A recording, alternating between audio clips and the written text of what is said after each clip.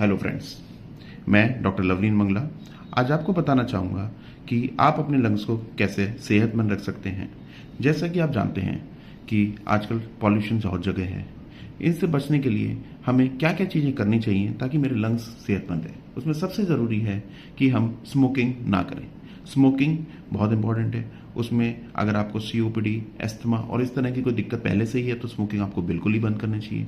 In fact अगर आप मानोगे तो सीओपीडी, अस्थमा जो है वो इस टाइम पे बहुत कॉमन कॉज है किसी भी की डेथ के लिए भी। दूसरी चीज़ इंपॉर्टेंट ये है कि अगर मैं स्मोक कर रहा हूँ, मेरे साथ में कोई और बंदा खड़ा है, उसको हम जो कहते हैं सेकेंड हैंड स्मोक, वो भी उससे भी बचने के लिए आपको बहुत बहुत इंपॉर्टेंट है।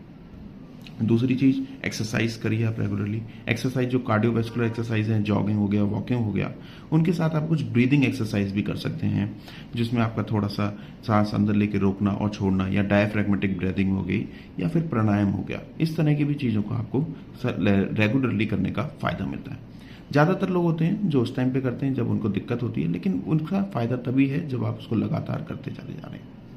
दूसरी चीज़ है, आपको अगर कोई पॉल्यूटेंट से बचना है, जो कि आउटडोर पॉल्यूटेंट्स हैं और इंडोर पॉल्यूटेंट्स भी हैं। इंडोर पॉल्यूटेंट्स भी बहुत होते हैं, जैसे कोई घर में कोई पहले खाना बनाते थे लोग, तो वो वाले पॉल्यूटेंट्स होते थे बहुत ज़्यादा, उसकी वजह से भी दिक्कत होती थी।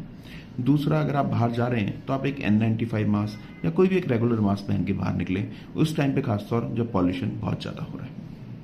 हाइड्रेशन रखना है आपको, पानी बहुत पीना है। अगर आप पानी अच्छे से पिएंगे तो जो रेस्पिरेटरी एयरवेज हैं उनमें लाइनिंग में अच्छे से हाइड्रेट रहते हैं और वो अपना काम ठीक से कर पाते हैं। आपको इन्फेक्शन से भी बचना है। इन्फेक्शन से बचने के लिए आपको अपने हैंड्स जो है बार बार धोते रहिए।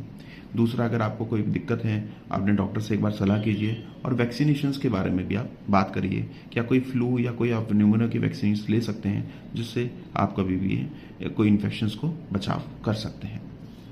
और एक चीज़ है, वो है कि अगर हम अपने घर की इंडोर एयर क्वालिटी को कैसे अच्छे से मेंटेन करें।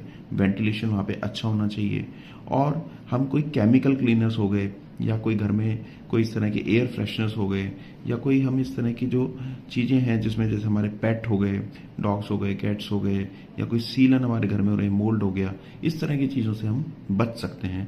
तो उससे भी हमारी इंडोर एयर क्वालिटी बहुत अच्छी मेंटेन रहेगी। हमें एक हेल्दी डाइट मेंटेन करनी है।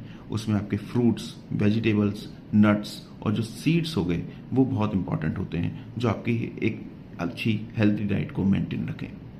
और अगर आपको कोई पहले से ही लंग्स की कोई दिक्कत है, या कोई आपको स्मोकिंग या ऑक्यूपेशन का ऐसा एक्सपोजर है जिसकी वजह से आपको दिक्कतें ज़्यादा होने के चांसेस हैं, तो एक रेगुलर आप हेल्थ चेकअप कराते रहिए। Thank you. और चीज़ों के लिए बने रहिए हमारे साथ।